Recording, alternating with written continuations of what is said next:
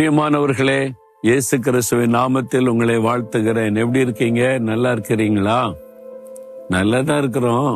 ஆண்டவர் சொல்லிக்கிட்டே இருக்கிறார், ஒன்னும் நடந்த மாதிரி தெரியலையே அப்படின்னு நினைக்கிறீங்களா? தினமும் பேசுறாரு தான், உற்சாகப்படுத்துறாரு, வாக்குத்தத்தம் கொடுக்கிறாரு. அது நடக்கணும்ல, அது நிறைவேறணும்ல.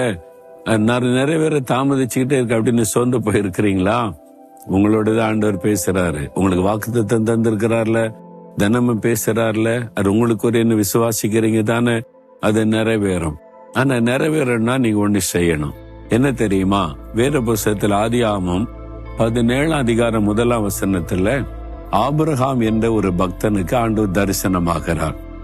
அவருக்கு 24 வருஷத்துக்கு முன்னால ஆண்டவர் தரிசனமாகி, நான் உன் சந்ததியை பெருக பண்ணுவேன்னு வாக்கு கொடுத்தார். அப்பா ஒரு வயசானவர், எனக்கு ஒரு குழந்தை ஆண்டவர் தரப்போகிறாரு, என் சந்ததியை பெருக பண்ண போகிறார், வாக்கு கொடுத்துட்டார்னு ரொம்ப சந்தோஷப்படுகிறார். இந்த வருஷம் நடக்கும், இந்த வருஷம் நடக்கும்னு எதிர்பார்த்து 5 வருஷம் ஆயிட்டு, 10 வருஷம் ஆயிட்டு, 15 வருஷம் ஆகி போச்சு, ஒன்னும் நடக்கல. அப்பப்ப ஆண்டவர் வாக்கு கொடுத்து தைரியப்படுத்திட்டே வந்தார். ஆனா எப்பதான் நடக்கும்? 24 வருஷம் கடந்து விட்டாரு.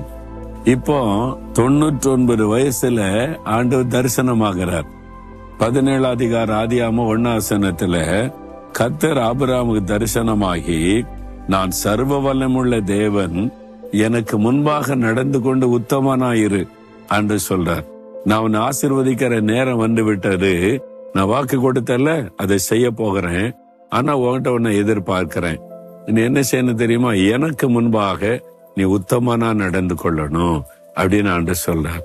உத்தமனா அது என்னது அப்படின்னா, பிளேம்லெஸ், குற்றமற்றவனாக நீ வாழணும். அதான் ஆண்டவருடைய விருப்பம்.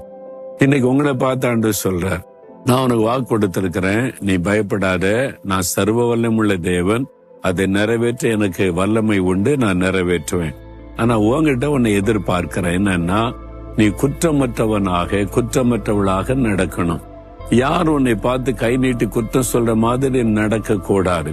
நீ தேவனுடைய பிள்ளை தானே, ஜெபிக்கிறதானே, விசுவாசிக்கிறதானே, பிறகு இப்படி நடக்கிற, ஏன் இப்படி பேசுற, ஏன் இப்படி உடுத்துற, ஏன் இப்படி மற்றவங்ககிட்ட பிஹேவ் பண்ற, சரியில்லையே. ஒரு தேவனுடைய பிள்ளைன்னா அவனுடைய நடை, உடை, பாவனை எல்லாத்திலயும் பெர்ஃபெக்டா இருக்கணும்ல, குற்றம் சாட்டாத அளவுக்கு வாழணும்ல அப்படின்னு மற்றவங்க சொல்லுவாங்கல்ல.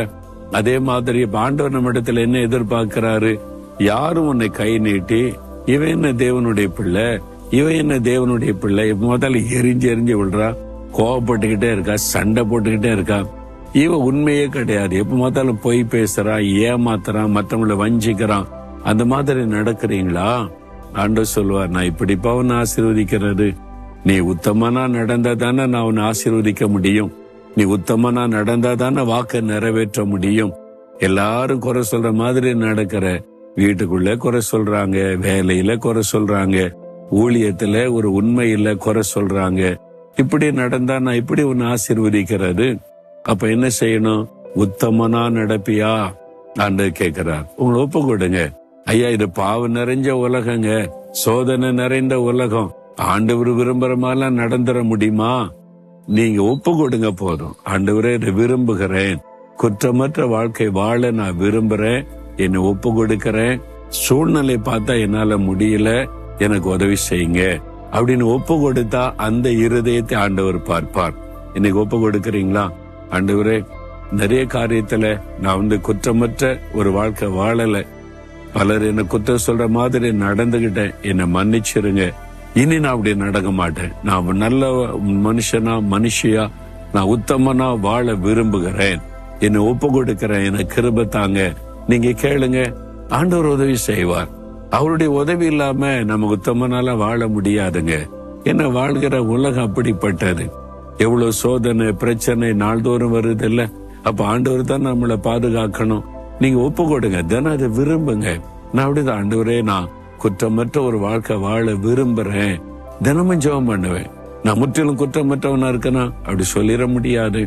நான் இன்னும் அதுக்கு முயற்சி பண்றேன், ஜெபிக்கிறேன், பிரயாசப்படுகிறேன்.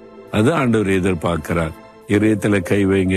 ஆண்டவரே, நான் உத்தமனா நடக்கணும், உத்தமியா இருக்கணும் விரும்புறீங்க, குற்றமற்ற ஒரு வாழ்க்கை நான் வாழணும்னு விரும்புறீங்க. என்னால முடியல, நிறைய தப்பு பண்ணிடுறேன், நிறைய பேர் குறை சொல்ற மாதிரி நடந்துடுறேன், என்னை மன்னிச்சிருங்க. இனிமேலாவது நான் குறையில்லாத ஒரு வாழ்க்கை வாழ, யாருமே குற்றம் சொல்ல முடியாத ஒரு வாழ்க்கை வாழ எனக்கு கிருபை தாங்க, எனக்கு பலன் தாங்க. என்னை ஒப்பு கொடுக்கிறேன். இயேசுவின் நாமத்தில் ஆமேன், ஆமேன்.